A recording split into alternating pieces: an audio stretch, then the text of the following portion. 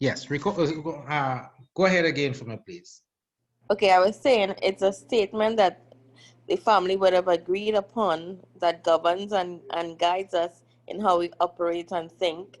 And it's also a statement that would help us to be accountable to each other. Okay, so it's basically a statement that it's an agreement as to how the family is going to live. All right, anybody has another suggestion?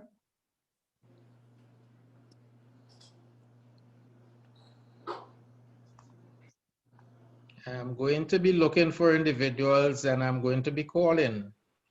I would like to add to that statement that it also gives your family value and purpose.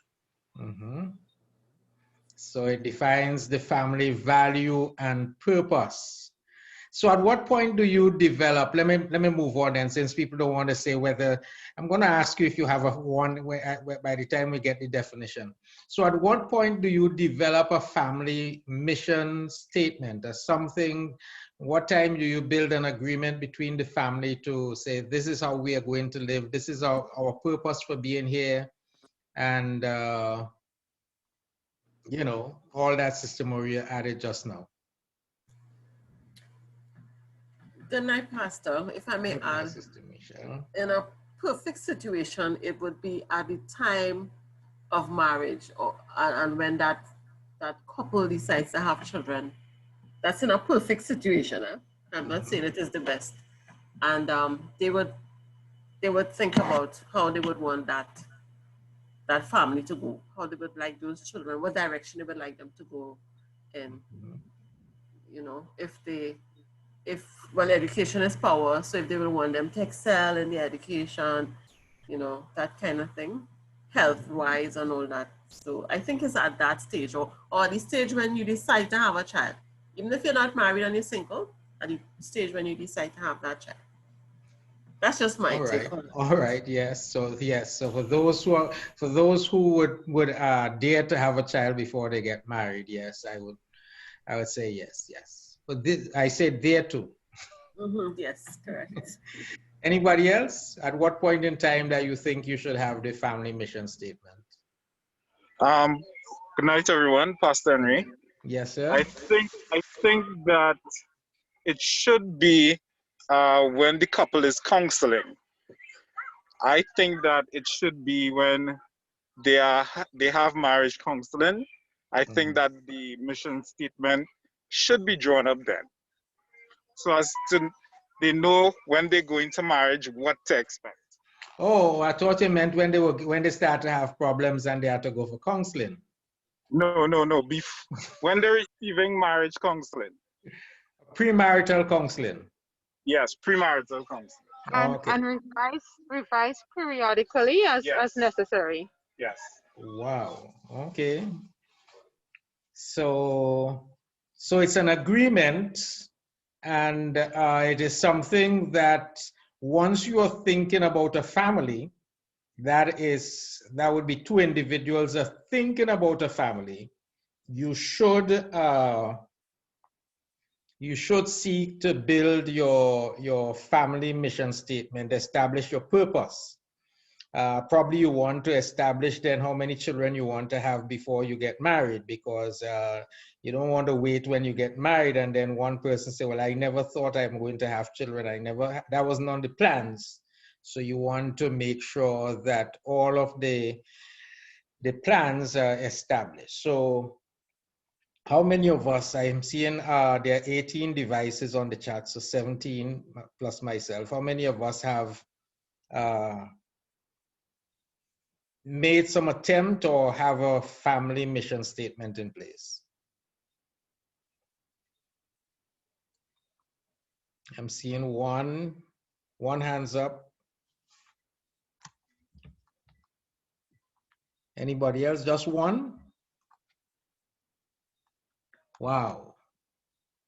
Oh no, I think the way my screen is at, I am not able to see everybody at the same time. So let me go through. Okay. So I guess we have some young people here who are not contemplating marriage as yet. Am I right?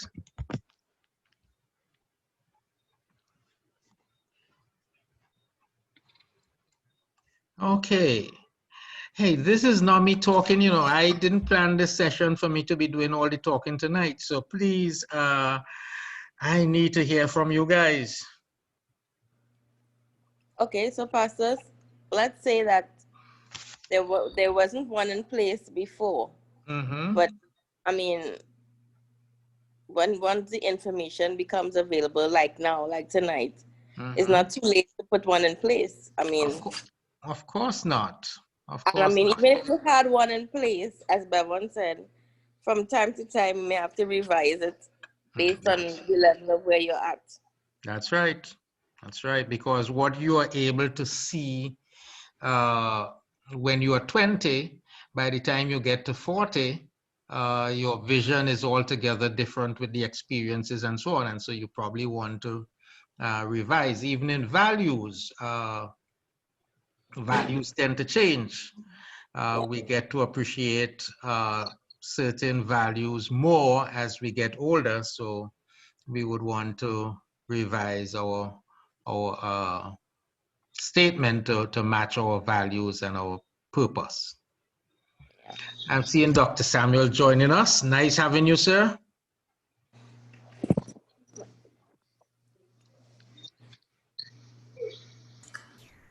Pastor?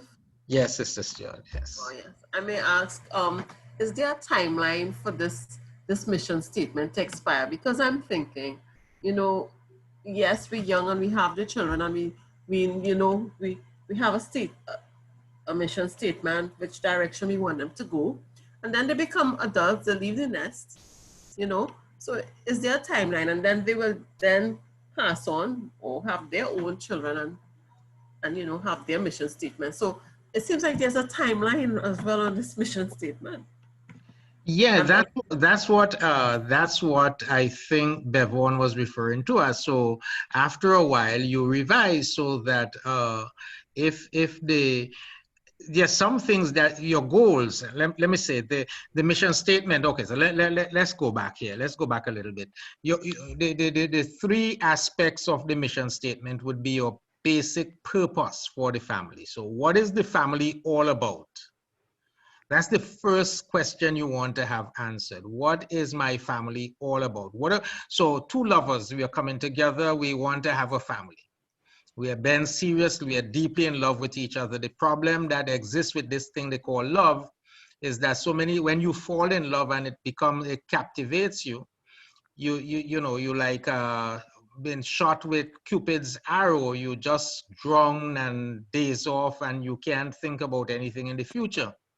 And so you are thinking the marriage date, which is like 6 months away, you know, it seemed like if it's 16 years away. Well, during that period, you are thinking about a life together. And so what is the purpose for coming together? What is the reason for both of you wanting to be together to establish a family? You need to define that. What is going to be our purpose? What is going to be the purpose of this family? And then what are the goals that we want to achieve? And so you think about your goals. And it's in that area that you are talking about, Sister Michelle, that goals will change. So purpose may not change. You may grow old with the same purpose, but goals may change. All right. So that if at 25, you wanted to have 3 children, at 45, you have had 2 children, you say, listen, let's forget this. Yes, it ain't worth the while to have, to try for a third. Let's tell ourselves this goal was one that was very ambitious, but we didn't make it. And so it changes. You're no longer thinking about children probably at 45, 50. And so everything, your mission state, you know, your goals have changed. The older you get, when you get to 70, you are thinking about grandchildren if you could make them. You're definitely not thinking about children. So that doesn't become an issue at all. You don't even dream about it. And then you have the values. What are the values that you want to live by as a family? Okay, so that so that if our goal is to become millionaires, what are the values that we are going to live by in becoming a millionaire, right? And I see, one of the things that is the absence of a mission statement. You see real good people throw away their lives. And I ask myself, what is what could cause them to do things like that? There's a case here in Barbados it was in last Sunday's paper, where this lawyer was sentenced to prison.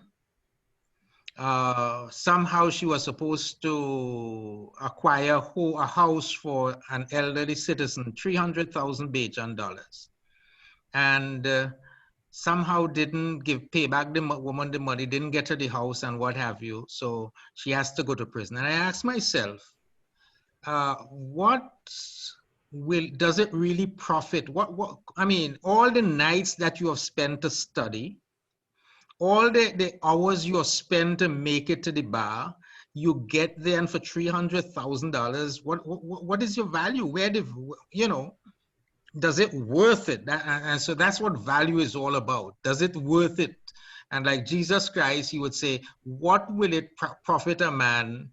What will it profit a family if they gain the whole world and lose their own soul? Value. So those are the three aspects. So you have your purpose, your main purpose, your goals, and your values. Doctors, you want to chime in? Dr. Samuel, see you ready to chime in. Good evening, sir. Good evening. Good evening. Yeah, it is so important, like you were saying, first to have an idea of what we are about and how we're going to care about, how are we going to achieve those, what means in which we will achieve those things. And I find so many people are misguided and end up at a space where they're now trying to figure out what to do, because earlier in the relationship, there is no purpose, there was no goals, and there was no values. So now they're trying to figure out, what should we do at this point? How shall we go forward at this point? And sometimes it's difficult because now they're trying to ascertain, who are we? What are we about? After we have lived 10, 15 years, now you're trying to figure out what we are about. And that, I think, sometimes causes a strain on the relationship. People go astray. They are indifferent because they started off with just the emotions, like you were saying earlier. Just the emotions, but no real plan, no real understanding of what they're about. So it's good that we're having this conversation tonight. So many of us who are not there yet could start with that insight. And those of us who perhaps are in a relationship or in marriage, it's not too late. We can, start by coming together and discussing what are we about and, what we hope to achieve and how we plan to go about achieving those things. So it's good that we're having this conversation so we can steer the family back to where they need it to be. Thank you, sir. Sister Keisha, I was just looking at your picture and it seemed as though it smiled at me. So probably you wanted to say something. Pastor, no, I'm just taking in all the insightful comments on tonight. Not ready yet, Pastor. Let me just say that. What are you not ready? To contribute. I see. I'm listening. I see. All right, good. Anyone want to add to the discussion or questions? Bevon again. Yes, Bevon, yes. Yes, good night, Bevon again. I think even as young people, we have an idea of what we want to do with our life. We have an idea of our goals and purpose. Even if it's for that phase in your life to party hard or to serve God, we all have an idea of what we want to do. At least when we leave school or so in our 20s, build our career, we have an idea. So I think when you correct me if I'm wrong, Pastor Henry, I think when we meet someone, we try, probably ideally, we try to line up our mission at that time. Mission, even if it's not written down, we have an idea of it with the person. For example, someone who wants to serve God is not necessarily should align with someone who wants to party the next 10 years. So I think sometimes I see the comment that if a single person cannot have a family mission, but we all have missions at different phases in our lives. And then when we get ready to marry and join with someone, it becomes a family mission, because then the two of us put our missions together to become one. Correct me if I'm wrong. No, I'm not doing any correcting tonight. I'm listening to everybody tonight. Anyone else want to add to the conversation?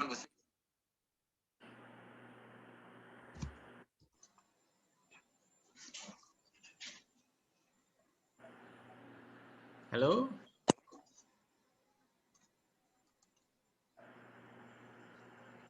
All right, so Dr. Neff asked about the idea of if a single person, that a family of one does not need a mission statement. Well, a family would probably be two, at least two, right? Even though it's a mother and a child, or a father and a child, or something like that, or father and a husband and wife, or something. So I think that if it's just one person, then you would need your personal mission statement. All right. And yes, good night. Good night. I just want to know if you could have the statement like on a yearly basis, like every year you set out to achieve a goal and you do it. If you could have it yearly, or you just have to make it for a couple of years or so. No, the thing is your mission statement, you want to make it long term. You want, as I said, it can be changed, but you want to make it long term. You don't want to just say you don't want to just put in your mission statement 2021 I'm going to lose 5 pounds, I'm going to run around the savannah 100 times, I'm going to eat less, that kind of a thing. You want general goals. So as a family, one of our goals will be to have our own home. That makes sense to you?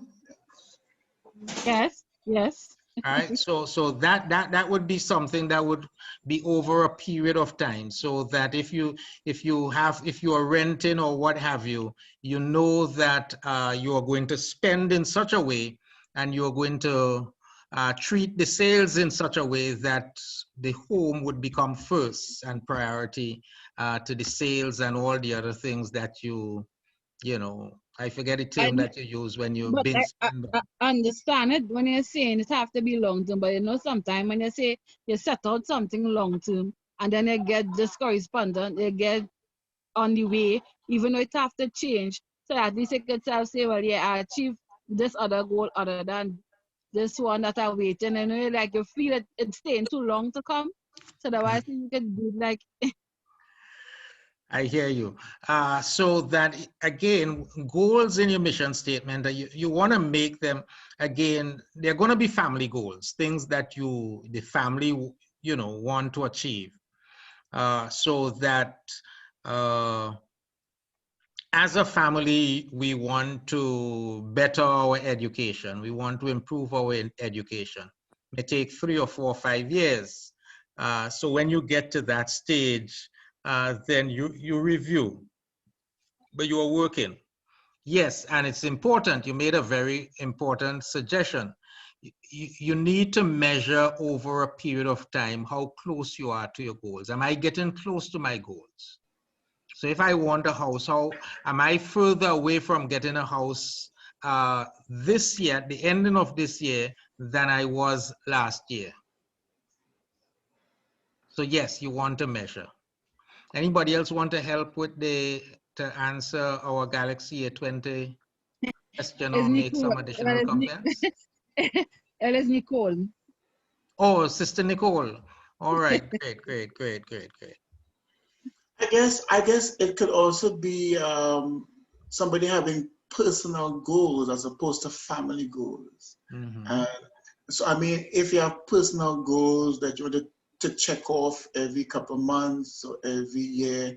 I think that's one thing, but I think, like you were saying, family goals is more long-term, there's more the bigger aspect. So you could then say, okay, my personal goal is to lose weight, my personal goal is to do this. So those things we can check off personally. And like you were saying, and for the family, the goals become like owning a home, you know, doing something much bigger, you know, achieving certain things together. So I think what Nicholas understands is there's personal goal as opposed to the family goals. Yes. Yep. Let me share an example with you, Sister Nicole. And every time I remember it, it touches me. But it was the Easter Monday of 1975. My first wife and I, we sat down and worked on our family goals and our mission statement and what have you and so on. And one of the things on that mission statement was to have 4 children. And I think the reason for that is because one of the couples, a couple that we sort of admired and emulated, the Whites, Reverend White and his wife, they had 4 children. So I believe that came natural for us to want to have 4 children. After the second, my daughter, the doctor's advice that my wife shouldn't have any more children. So years later, many years later, almost just over 20 years later, she's lying on her deathbed. And 2 of the young people that she had mentored over the years, they flew from New York and came to Trinidad to look for her. And that evening she called, "Mr. Henry, come here, please." And when she said, "Mr. Henry," I knew it was something serious. So I went in and sat with her, stood with her, and the 4 young people were there, my 2 children and the 2 young people who had come from New York. And she says, "Here are your 4 children. Please make sure you take care of them for me." I had forgotten everything about 4 children, long time. But she kept that, and I'm not sure whether she went on feeling that she lived beyond, you know, fulfilling her mission or what. But to me, I never saw it that way, and I didn't know how to respond, and so I didn't respond.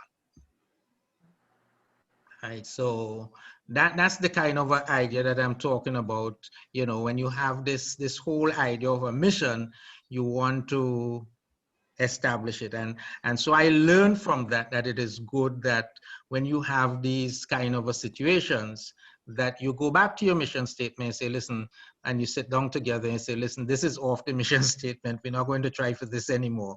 We are going to put something else in its place. And so if the other person still wants 4 children, you say, well, all right, we have to adopt 2. And you do that together, all right? Yes, Sister Nicole. Clear for you now, Claro? Yeah. Okay, so one of my colleagues would say, is it clear as mud?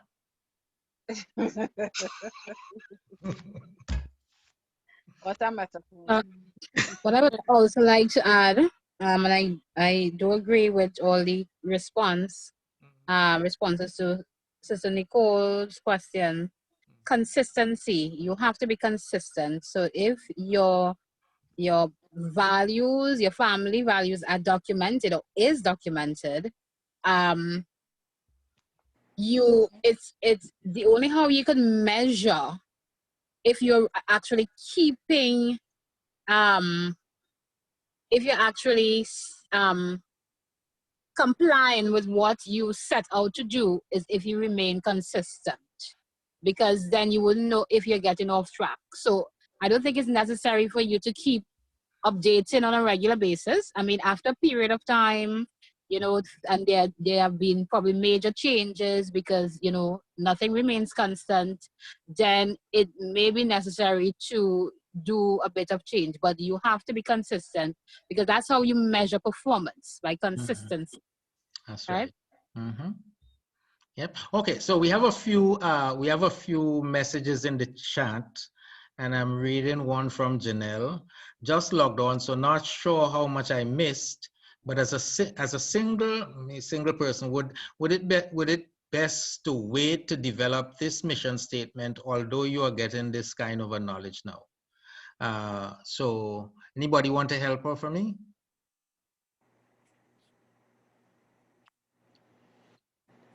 I would say setting up a personal mission would be a good training ground for when you do have to do a family mission, because then you could be able to measure where you reach in life based on the things you set out to do, and holding fast to those values and goals would be a lesson for you to adopt in your own family.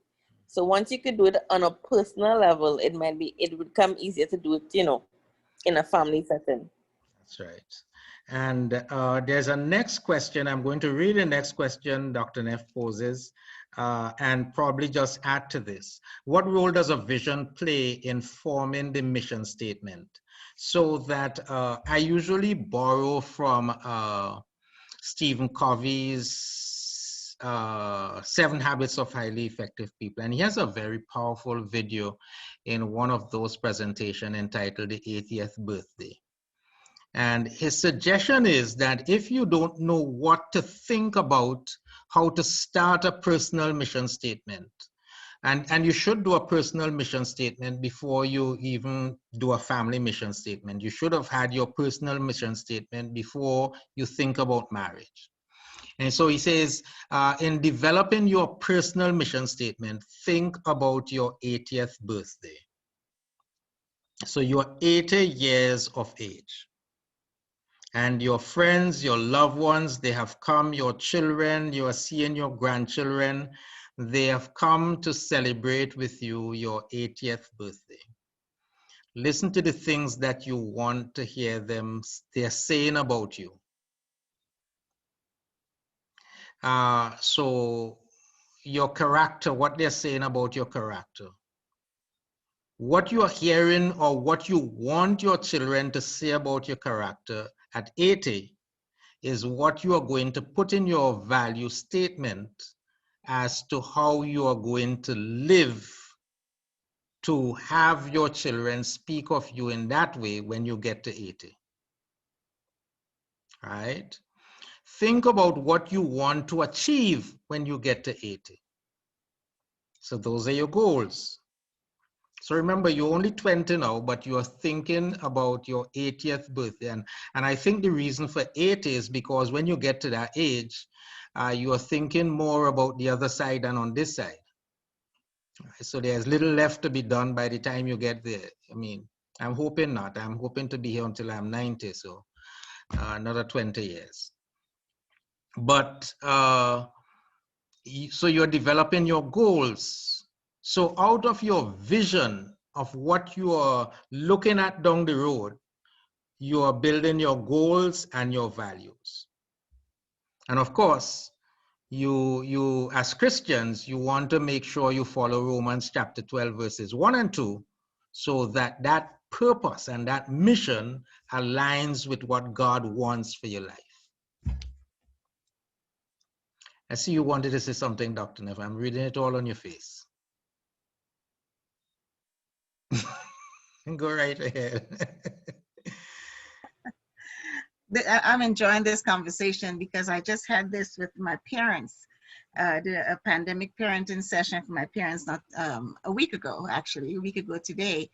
And one of the things we talked about is the importance of families developing that vision statement, that mission, having that plan in place for their children, for their family, and learning how to not only have the plan, but how to evaluate it. You know, when you look at the plan after a certain period of time, you have to be able to say, okay, now did this work or is this working? And if it's working, great. If it needs improvement, that's where you tweak and you alter and you adjust. And if you're doing something in the plan that's not working, it's time to think of something else. Because the ultimate goal is for you to complete that mission. I love what Dr. Samuels said about the personal mission statement, the personal part of that, because each of us, even within families, we will have our own personal mission statement or personal goals or personal values, but they must all be directed towards the family mission statement. We cannot have a personal statement that goes left, but the family mission is going right. Everything has to line up. And if we follow God's word, we'll see everything has to be in order and line up so that the family as a whole could progress and could move forward and could fulfill their mission here on this earth. Great, thank you. Anyone else want to add to the personal mission statement? Remember, it's not a panel discussion, it's a discussion so that anyone is free to make their contribution this evening.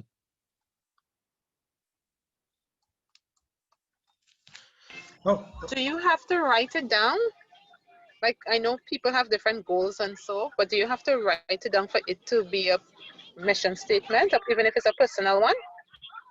No, I don't think you have to write it down. If it is as short as mine, there's nothing to be written down.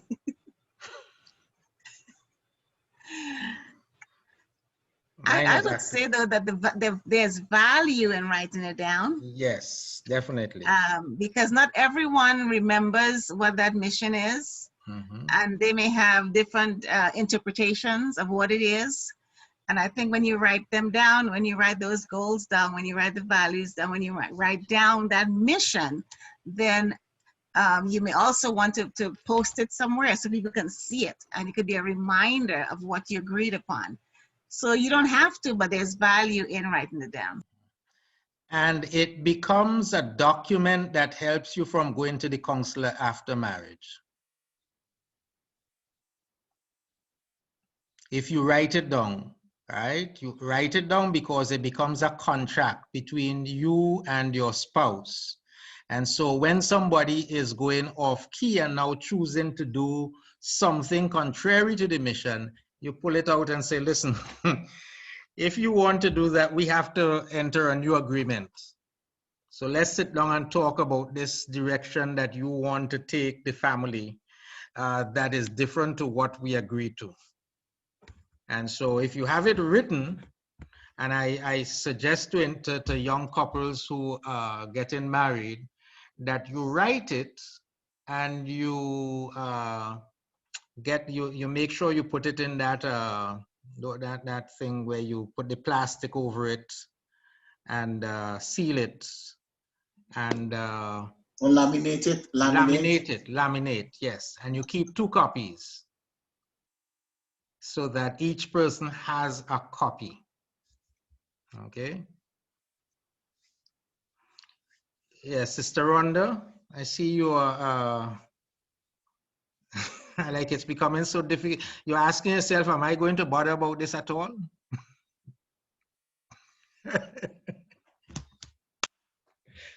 You see, that's when you keep. I'm just taking everything and erasing and rewriting in my little book here. Okay. All right. You see, that's when you have the video on. I can see exactly what is happening. I could get some reactions on the faces and so on. Yes. All right. And we had another question. Wow, they're going for, I don't want to miss them. What would your advice be to young couples or even single person who believe that they have to have everything put in place first? That is perfect job and salary, a house, a car, etc. before they can even think about starting and having a family. Wow.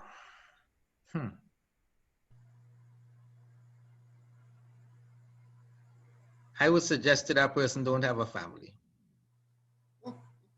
Pastor, I would say to that person, I do not agree, because I need somebody to help me maintain my car, to pay my bills, and for everything. So if I have to get perfect on my own, it's not happening, because you always need help. I'm very sorry.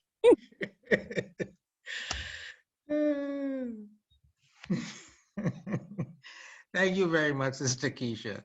Yeah, yeah, a lot of people do that. I mean, especially people who are not Christians.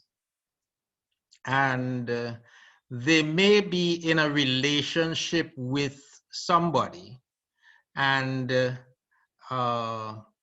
They make these kind of excuses. You know, we don't have money, we don't have this, and what have you.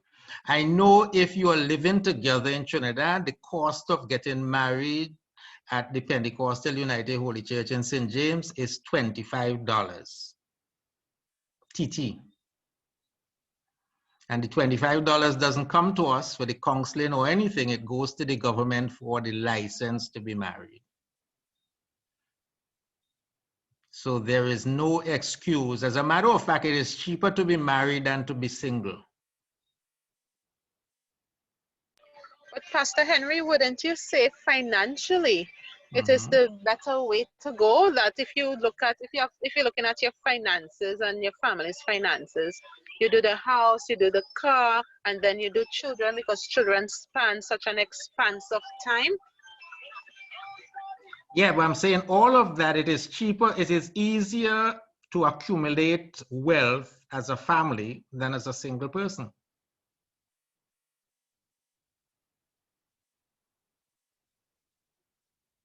You heard what I'm saying, right? Everybody heard what I'm saying. It is easier to accumulate wealth. Assuming that your income remains the same, it is easier to accumulate wealth being married than being single. When you go to the taxman as a married person, you have a benefit. When you go to the bank as a married person, you have a benefit. Two is better than one. I think so. That's what the Bible says. Yep. So the excuse about trying to acquire all of these things, think about it. Let's say you as the woman and as the man, both of you are trying to acquire house, job, good salary, and all of these things before you get married. Think about it. Why would you need two houses when you're married?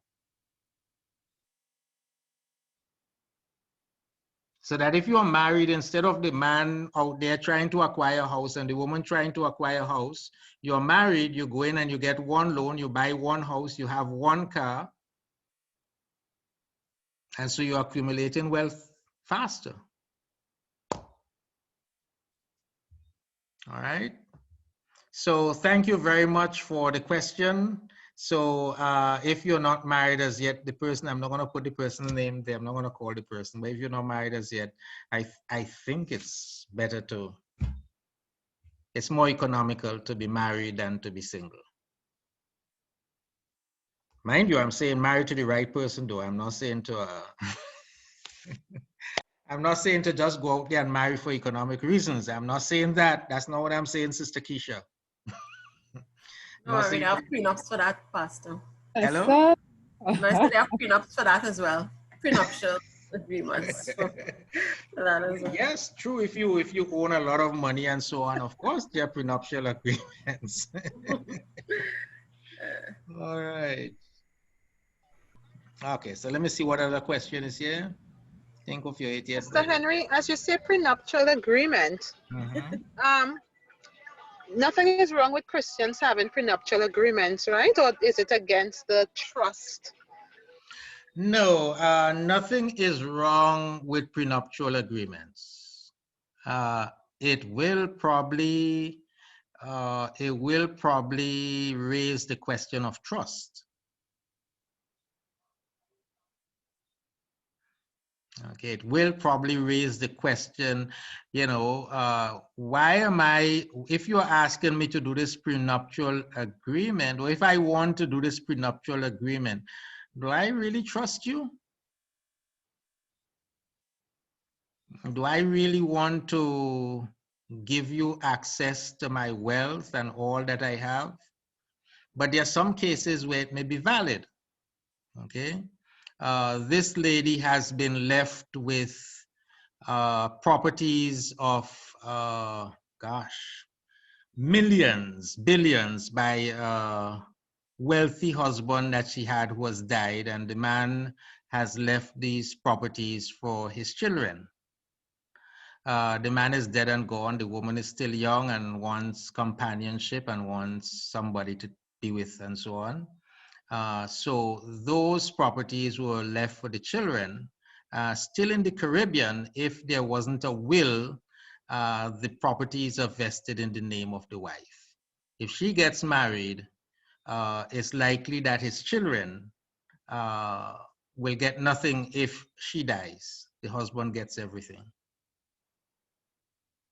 See, so in those cases, you may want to, somebody may want to say, you know, this is not because of not trusting you and what have you, but to make sure that, you know, my former husband's wealth go to those whom he wanted to have it, kind of a thing.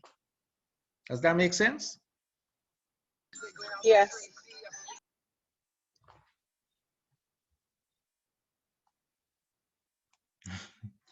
Yes.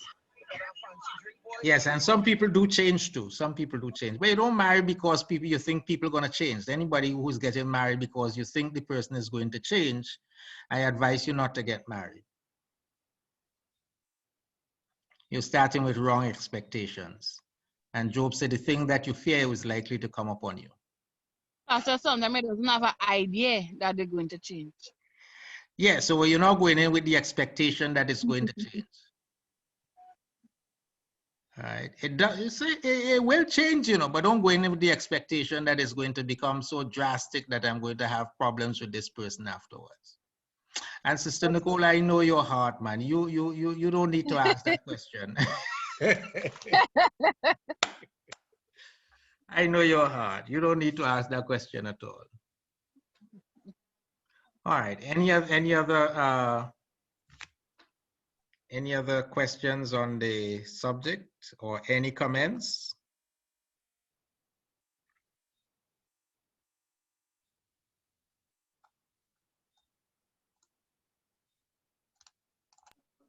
Yeah, Pastor, what is the church stance on a Christian marrying an unbeliever?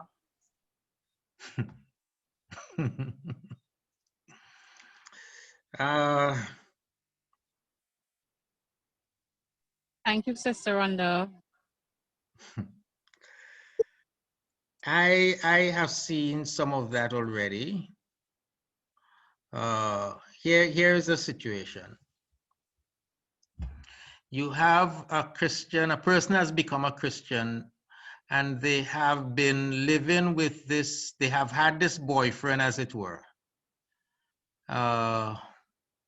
He's not saved as yet, he's still outside, and children has been involved in that relationship. And the man wants to marry the woman, or vice versa. What do you do at that point in time? Because you become a Christian, you should throw away the commitment that you made to that person. Should you throw away the love that you have had for that person? Those are the kind of questions that go through my mind.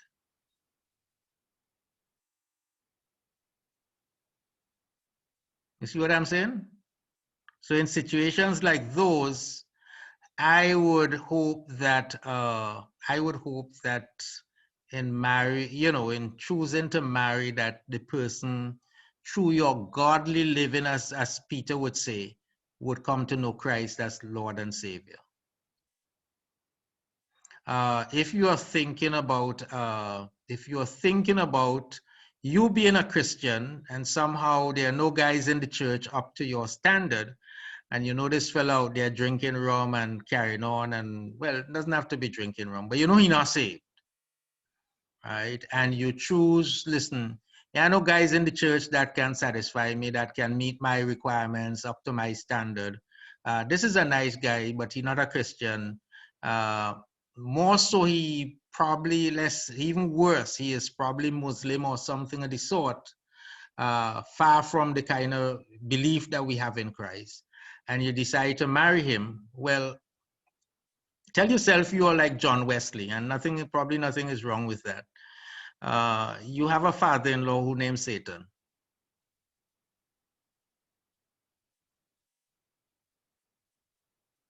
Because if you choose to marry to the son of Satan, then your father-in-law is Satan.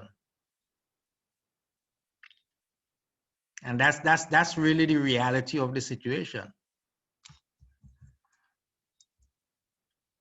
So, but there are Christian women who give their lives to Christ.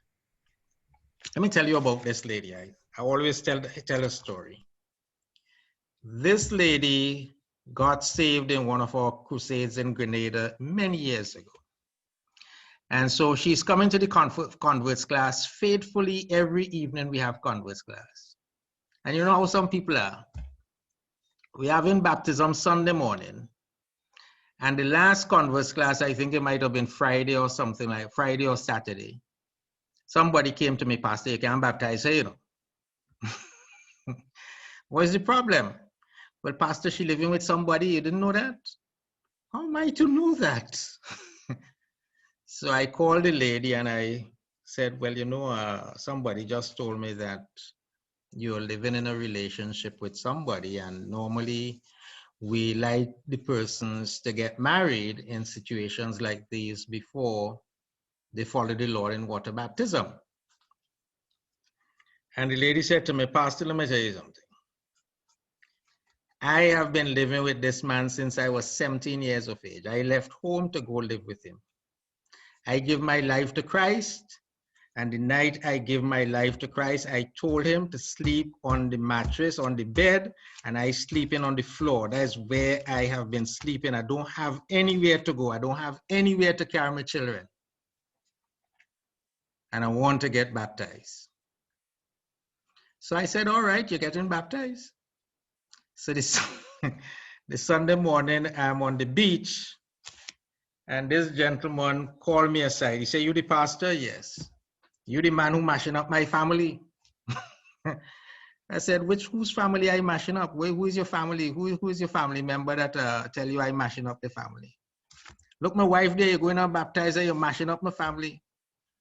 So I said, man, let the lady get baptized. I will talk to you after. I think I understand your stories.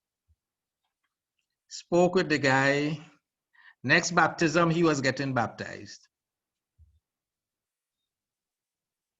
And you know why? It wasn't because of me, you know, but because of the salvation of the wife. She got saved and she knew what was right from what was wrong. And she stood firm from the night she got saved.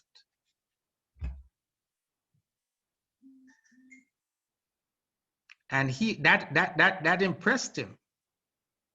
That impressed him. He became a very, very active worker in the church, became a deacon before I left Grenada.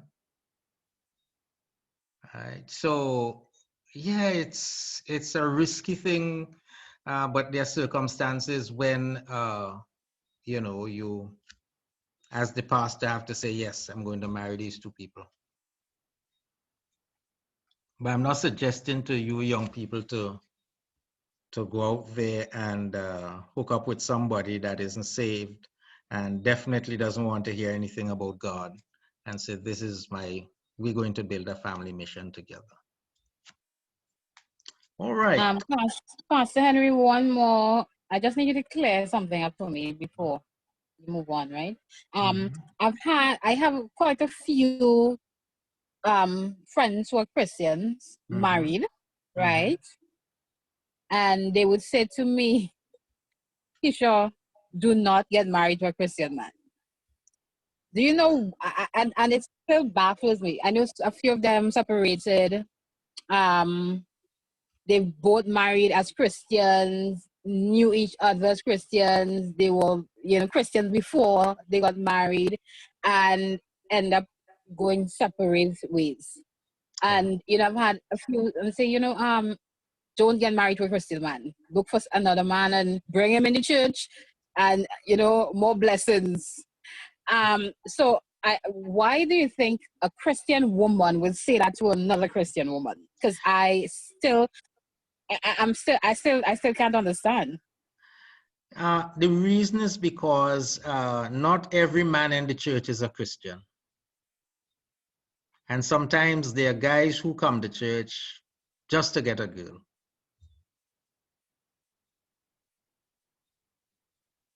All right. And once they have accomplished and they have,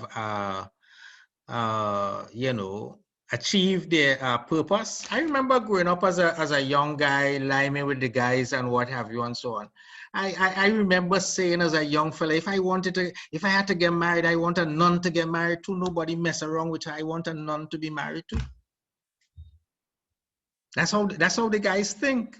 They would mess around with everybody, but they want the young lady who is all pure and you understand, untouched, to be married to. And once they get what they want, they feel they have achieved, and so they don't care about so they sing the songs to make sure they impress and what have you.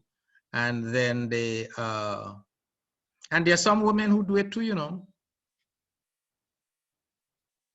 You know, there are some women who do it. Right? I had a counseling session about 4 or 5 years ago, and this guy was divorced, and I normally come to me for to be remarried as a divorcee. It's a long talk we have to go through. And he said, Pastor, I tell you the truth, you know, this lady was a Christian. I married to her, and to save me from trouble, I used to take the licks.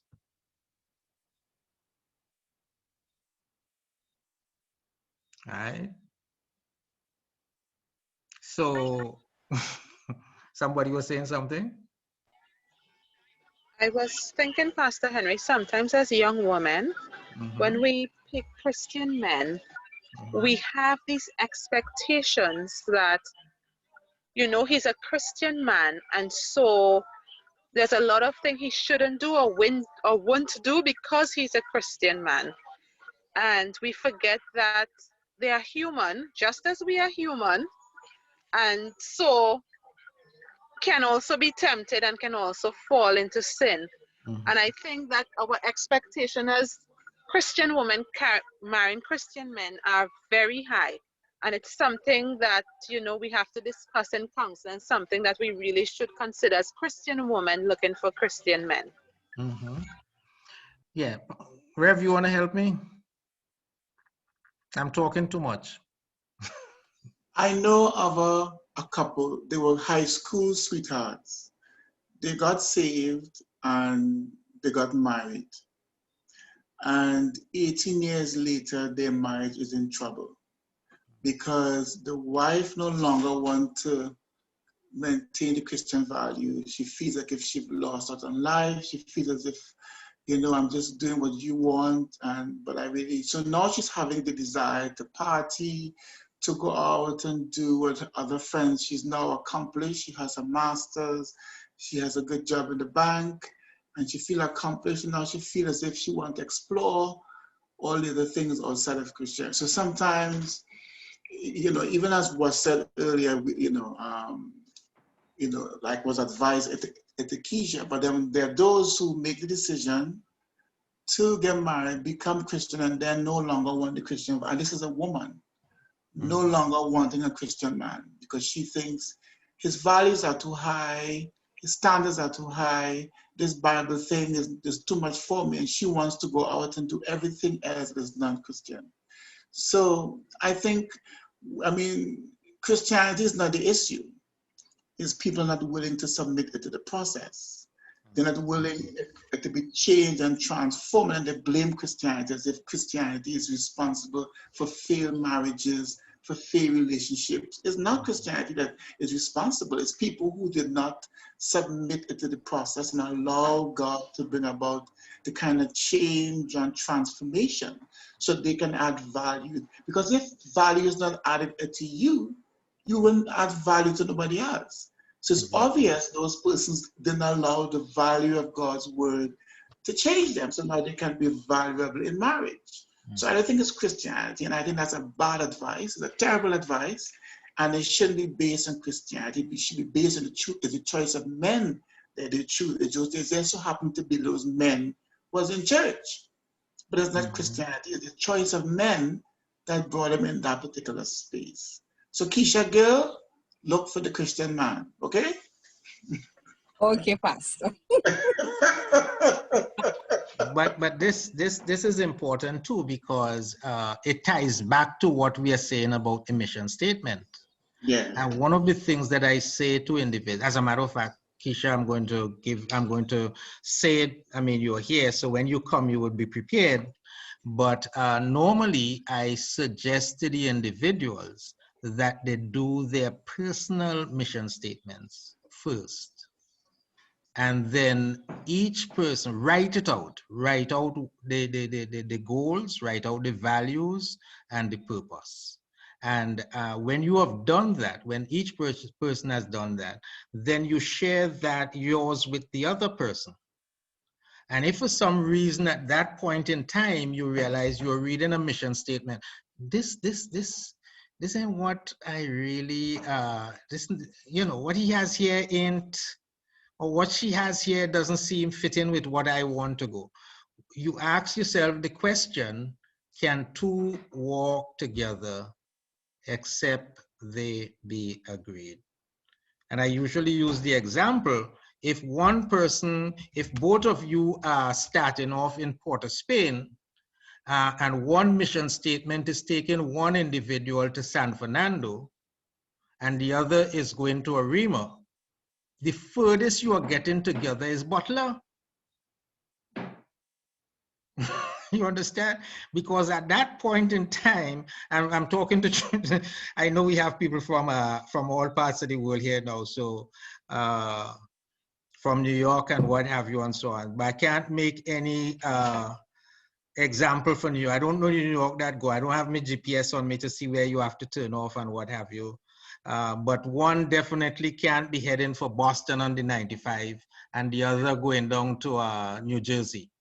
Impossible, right? At some point in time, you're going to have to say, listen, let us decide which course we want to go. And sometimes, that it's at that point in time in developing the family mission statement, you are pulling out from each other to see exactly how we are going as a family. So we both may not have it all, as individuals, we may not have it all together right as far as direction is concerned, but together as a family, we know where we are going.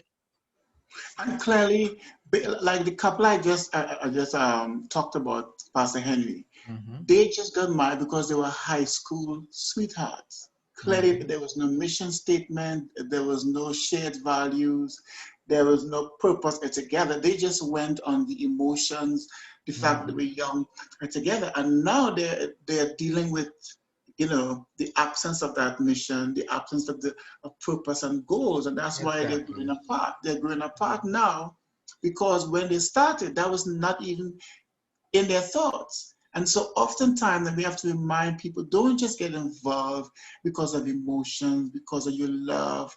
Make sure you're heading in the same direction. You have shared values. You can build it together. You can grow together. You can love together. You can share and develop it together. But if you just be desperate for a man or desperate for a woman and get hooked up and hope it worked out, then you'll be in trouble. And so it's important that we really take time to ensure, let me see what's in your spirit, what's in your brain, before I just check out what you have in your physicality and just how you look and how you, the emotions and all the lyrics. Don't just be moved and don't become desperate and chase after whatever is available. You might just get something on discount. Thank you very much, Pastor. Bargain basement, huh? I just want to add something, Pastor Henry, if I might.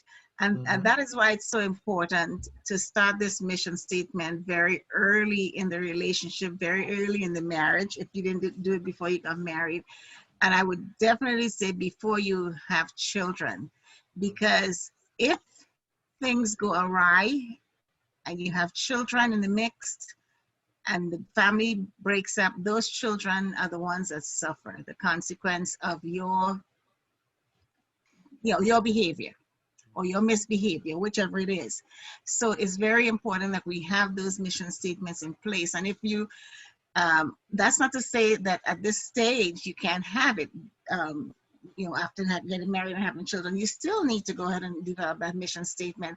Now you have the children in the mix, and now they have to be part of that process as well. But I would say for those of you who are unmarried and thinking about marriage, that you think about that mission statement before, so that you consider everything before it's too late. And definitely you do not want the bargain basement on sale partner. Mm-hmm.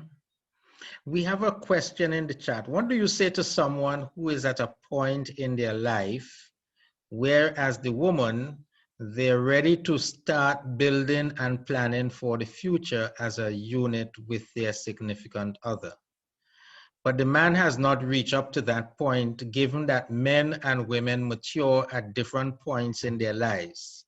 Is 3 years too soon or moving too fast? What is an appropriate time? I'm not sure I got I'm not sure I got the full gist of the question. Is it that the persons are married, or is just that they're dating each other and wanting to get married? I'm not sure. So if you, they're just dating, okay. So if you are dating and somehow the man isn't matured for marriage and you as the woman are ready, years does not play a part at all. The person is not matured. If you're saying the person is matured for marriage, they don't have a purpose, they don't have that whole idea that they want family. You have to be very careful that this guy doesn't want the emotional stirrings in his heart for knowing that he has a girlfriend, and that's it. If you're not ready, stop the dating.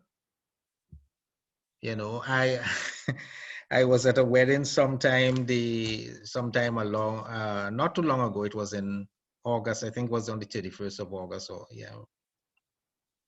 It wasn't long, no, it was the 1st of August. And so the groom was giving the speech. The girl is a Christian young lady, grew up in the church and so on, and he was just settling around and not fully committed and so on. And so at one point he said that he told her, you know, listen, I am not fooling around here, and I don't want, you know, if you're not serious about this relationship, take your leave. God is going to send me somebody better. Right. So he realized that, you know, he had to straighten out. He felt that he was in love and what have you. And he too had some upbringings in church, but had not made that commitment as yet. She was more committed. And she got to that point, you know, although she liked him, said she, you know, she loved him very much. But she had to give him the orders you know, and say, listen, you know, this is me, these are my principles. If you don't want this relationship, if you want this relationship, this is what you need to do. You don't want it. Bye. Lisa, feel better. You said you're fine. Oh yeah, it's great. It's okay. Hi. Now I got it. Sister Maxine, I mean, I dope myself up with vitamin C. Sister Maxine, mute your mic. Thank you. Got it. I got it. Okay. Yeah. So, you know, sometimes you have to do that. So it doesn't years. Sometimes if the person isn't mature for marriage, let them take the time and mature, and you don't sit down and wait on that person because they may never mature. All right. Any other questions on this? Someone just posted one in the group, in the chats, in the comment section. Should people give ultimatum to get married? Well, if you think the person is not necessarily to get married, it's not, you're not giving an ultimatum to get married, but you are giving an ultimatum. Bye, girl. All right, bye, y'all.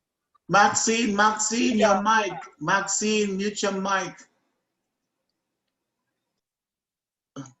Sorry, Pastor Henry. Sorry. Yeah, that's all right. Yes, so that you're not giving the person an ultimatum as such for marriage, but you are probably giving an ultimatum for the relationship. So the person that you think maybe just fooling around, that's when you give the ultimatum. If you suspect that somebody is just fooling around and just hanging around, then let's get married. And then when you start to talk about marriage, well, I ain't quite ready as yet. That sort of a thing. Sister Henry is gone, but she would tell you that my first letter to her, I asked her if she would marry me. My first letter of interest had that phrase in it.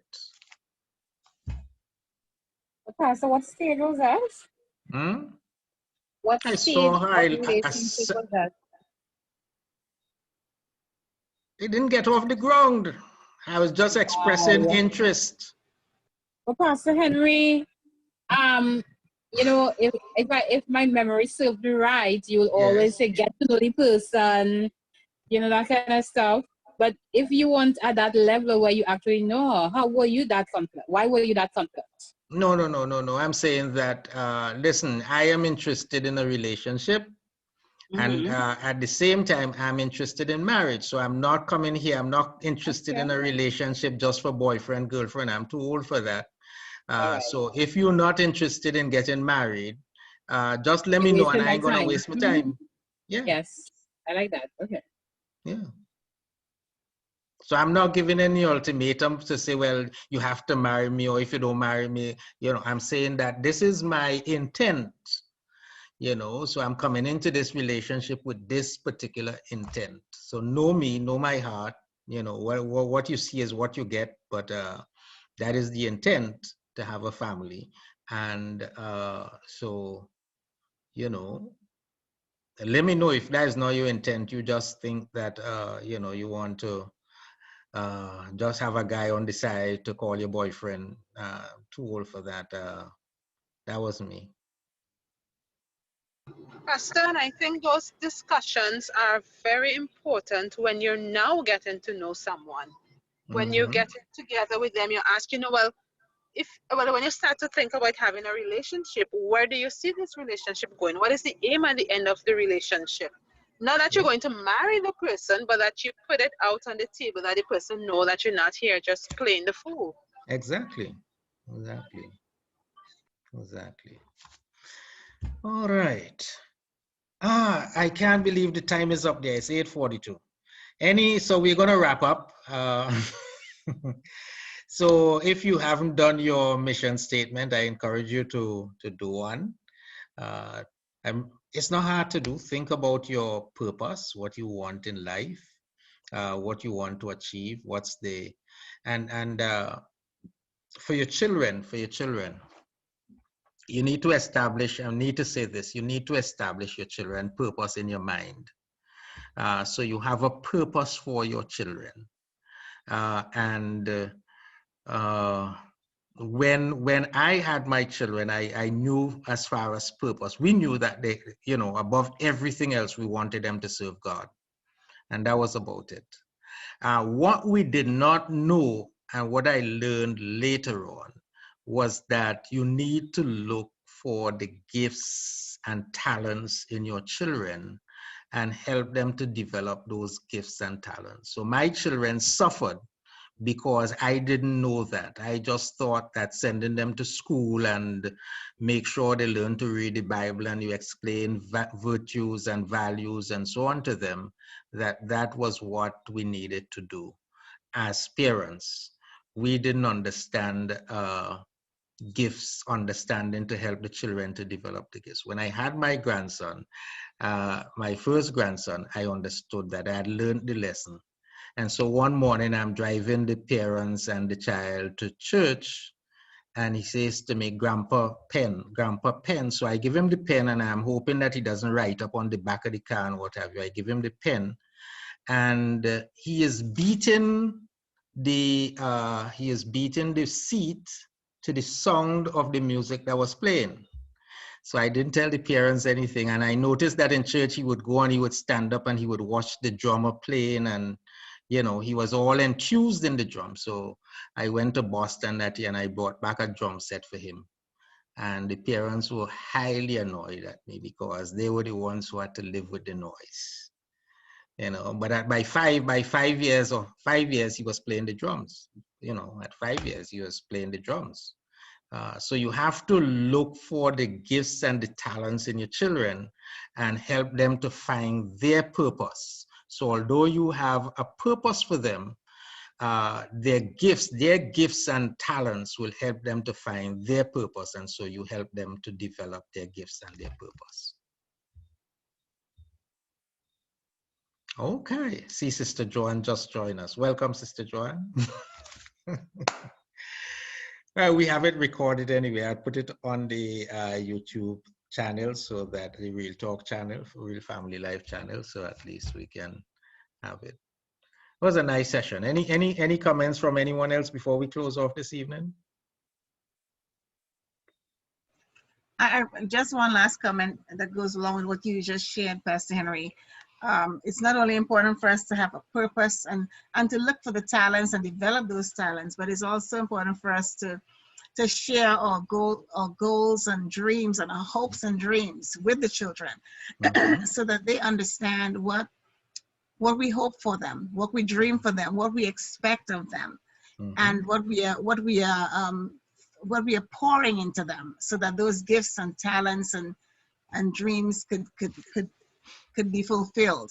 So it's important for us to communicate that to the children so that they understand that as well. And of course, in kind, they will pass this on to their children as well. Very good. Pastor Samuel? Yeah, I mean, I feel the same way. It's so important, I mean, that we just, I have no biological children at the moment, but I mean, hearing and seeing the importance of those values and those attributes. I mean, when you look at other people's children and you see, if only that type of interest and that type of investment was done, they could have been further on in life. And so I think it's so important to, activate and bring awareness and have them to recognize what lies on the inside of them. I think the Bible says, counsel is like deep waters in the heart of a man, but the man of understanding draws it out. So I think, God has given us that grace to draw out of them what's inside of them. So I think that's important. Yeah, I entirely enjoyed the session. And I know my mission statement is being framed as we speak. Amen. Let me leave you a 2-minute entertainment before you leave. I still have this on YouTube, so just give me a minute. I go here and then go share, and go here.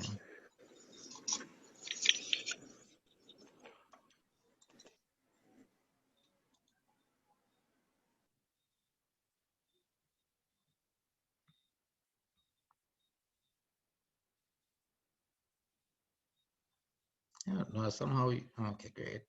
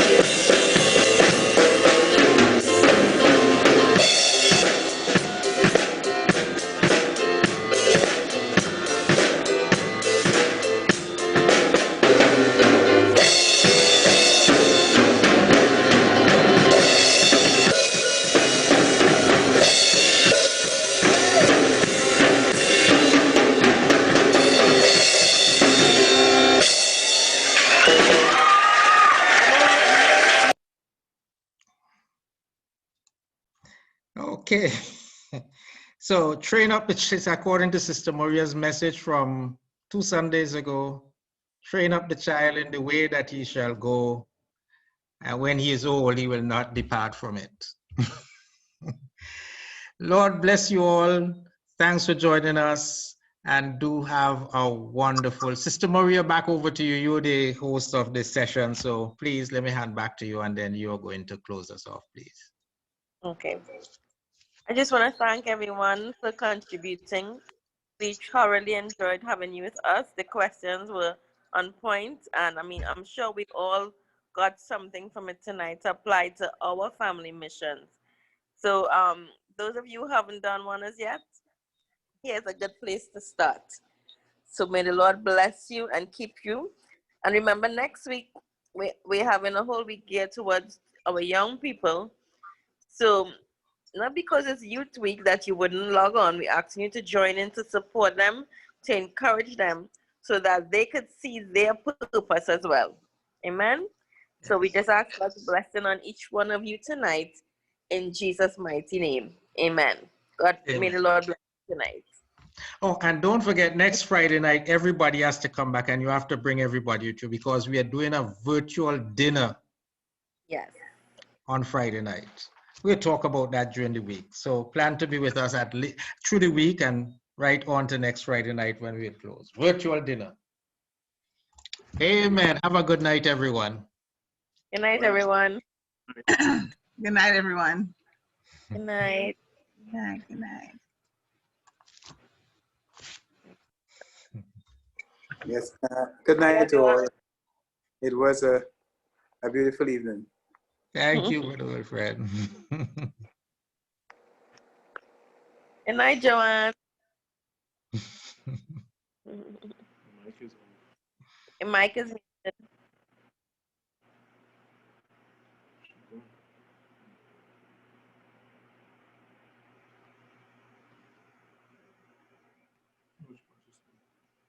Oh, she's still on. Unmute your mic, Joanne. Try it.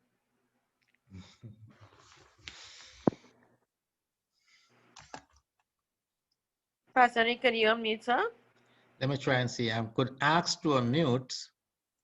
Okay. Okay, there you go. There you go. Yeah, I was trying, but it wasn't letting me unmute. Okay. Sorry, I got in later. Well, I'm always late, but because you guys start a little early, but yes, it was great. I heard some of it, so that was awesome. Good, good, good. I heard some of it. So. Yeah, that's locked on. Huh? I said it's good that you could have logged on. Yes, yes. I tried to get home and logged on this time. Usually I'm on while I'm driving, which isn't good, but. I see you always driving. I think I saw Rudolph driving some night also. Well, I think you start at 4:30, and so if I'm in the office, I'll be listening in, and then I walk to the parking garage, and I get on while I'm driving home. So, but you start at 4:30 my time, yeah. Yeah. Yeah. So that's fine. Say hello to Salman for me, please. I will. Okay. I will. But it's been great for the week. I mean, it's been really, good. I think the focus has been good, and the different aspects of family life that were covered was pretty awesome. Yeah. So, and everyone is engaged, which is good. I look at the chat and also the comments, so it's good. Yep. Yes. Yeah, COVID has given us a great family year this year. I must say. Yeah, it's a good opportunity, and I was telling Pat too, when I think it was Charlene earlier this week, and then you mentioned she's a psychotherapist, and I was telling Pat, it's amazing so many of us have ended up in social services. Because I do social work, I manage a social work office, but I also am involved in that field. I'm like, oh my gosh, now Charlene is also in psychotherapy. It's like, wow. It's We have to get you interesting. guys to come back to contribute to the Faith Tabernacle work. So wherever the Lord has put you, we're gonna have you at some point in time coming on in the panel and what have you. Yeah, well, I'm on the not so happy side of things, you know. I deal with the kids that are, you know, abused, and the parents that are really in Difficult. need. Yeah, that Mhm. are in need of rehabilitation. So, but it's good. It's good work. So. Yeah, it is. I mean, that's you know, when I thought of retirement, that was the area that I was thinking about going to. Yeah. Just trying to help some of these kids, especially I was thinking about in the Laventille area, and then I said, but how am I going to do this? I'm married. My wife is in Barbados. I have to move to Barbados. I'll find them in Barbados. Yes. But it's But needed. It's needed. It's needed. Yes, and I mean, I think of Trinidad. I'm like, okay, you know, in all my years there, you know, you're not aware of abuse and even how children are treated. And I think now, like, what is there in Trinidad for the children, for kids? You know, as Christian parents too, you know, we talk a lot about the don't spare the rod, and then, you know, having years of seeing what damage that can do, it puts a different perspective on things. So it's just an interesting dynamic. But I do think of what's available as far as social services for families in Trinidad to really help them be more aware of the damage that they can cause just by how they approach discipline and how they approach parenting. The thing is that some of the parents are the ones who need the discipline. Yes, but you know, you do what you learn. You know, you Exactly. That's what they know. So, and culturally, I mean, even here, you go come across Caribbean parents, and that's what they know. So, but they don't think of the physical trauma that can stay for years with kids from seeing that. But yeah, I'm on the other side of the spectrum. We had a case here in Barbados just about 2 or 3 weeks ago where a 10-year-old boy killed his sister, stabbed her to death. Wow. Yeah. Yeah. Wow. It's sad. But the violence is around his community, it's in the community, you see. Yeah. And sometimes it's in the home, and you know, they attack their siblings, and because they grew up, you know, seeing that, you know, or they grew up seeing their parents, you know, and so they think that's what they need to do as grown men and as grown women. So, but yeah, I do think of what systems are there in even in Trinidad, you know, now that we're in this century to really, and I don't know that there is. I don't believe there is. Not a lot of it. I don't think there's a lot. And the problem is that the church that is supposed to be the place to give some of that support, you know, you don't find a lot of the churches are involved in that particular area again. Yeah.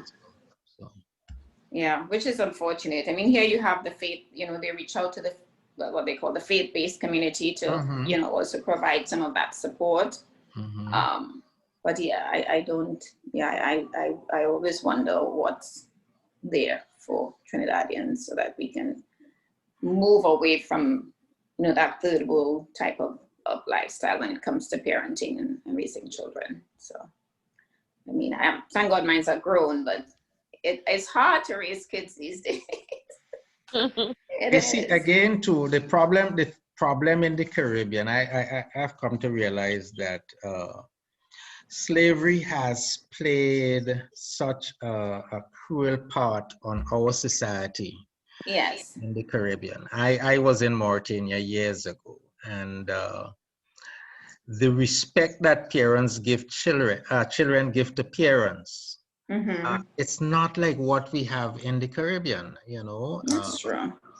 I remembered one night this guy came, wanted to just take me out to see what the Nouakchott was looking like, and so he said, I'll come and pick you up. So 8 o'clock, I didn't hear the guy say he ain't coming again. 10 o'clock, I went to sleep.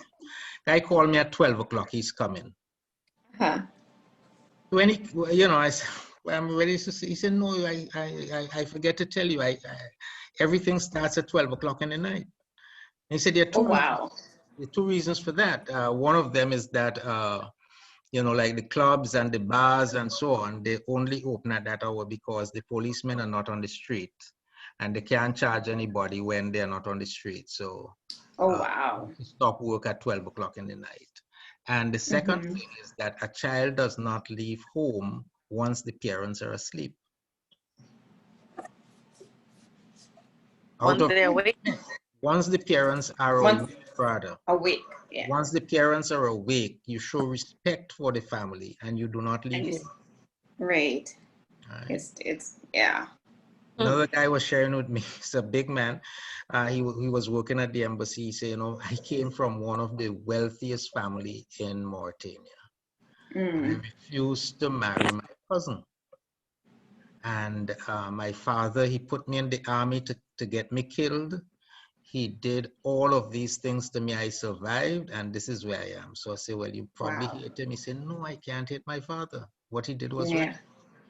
Yeah, culturally, yeah. I refused to marry my cousin, and I had to accept the consequences. And when my children grew up and they do the same, they are going to have the same consequences. Wow. In the Caribbean, we have children cursing the parents. Yeah. You know, and all of that is because of what we had to, our parents had to go through in slavery, what have you. The whole family structure broke in the Caribbean. Yeah. And it will take generations and generations to even try to adjust. Yeah, to fix it. So. And sadly that we in church, we sing and we clap and we just stay in our own little world without understanding what is going on out there and doing something to help what is going on. Yeah. Yeah. Yeah. I think community and really getting involved in the community is, you know, that's the work of the church, but I think we've kind of moved away from that, where it's more internal. They have to come to us instead of us going to them. Going to them. And sometimes we think us going to them is to proselytize them. Okay, let's, you know, try to win them to Christ. Well, sometimes you just have to go meet them where they are. And as they see you,